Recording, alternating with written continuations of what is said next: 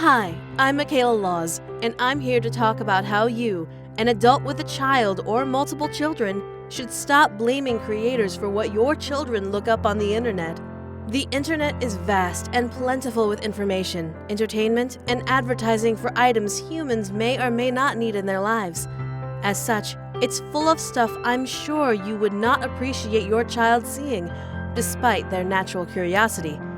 After all, you are the parent, and you want your child to be safe from adult content they may or may not get traumatized by.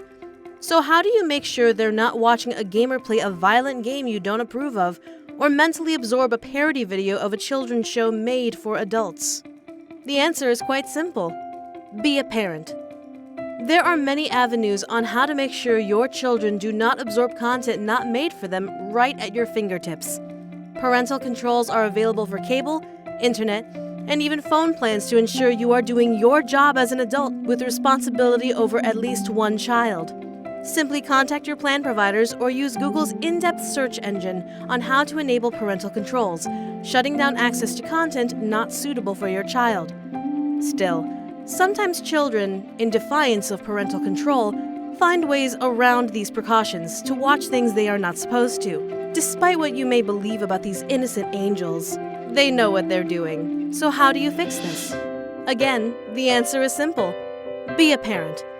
Sites such as Facebook, YouTube, and Twitter have age requirements to create and utilize accounts for their content, and while systems aren't perfect, there are standards and regulations on what is and what is not available to view based on age range.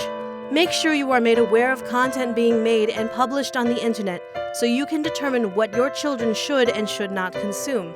As such, if your child is viewing things they shouldn't, you should exercise your right as a parent to stop them by making sure you have blocked access to the content and/or punish your child for disobeying you and working around the boundaries you made.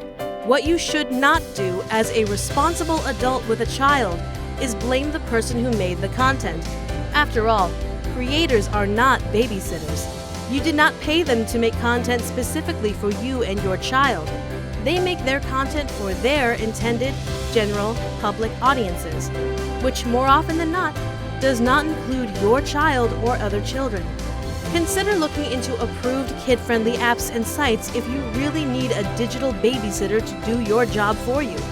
Make sure they have accounts specifically made for their age, so they have content to watch specifically targeted for them. If you give your children access to your accounts, they will have access to what you can access, including the adult stuff they shouldn't be seeing. But always remember, you, the parent, are responsible for what your child consumes because you, the parent, have control of what they watch on the internet. Now go out there and do your job as a parent. And if you represent someone who wishes to place creators responsible for content children end up finding when they're not around a responsible adult, please remember that babysitters are averagely paid $18 per work hour. And if you cannot afford that for content we spend hours to produce daily, then perhaps you should reconsider who is and should be responsible for a child's intake.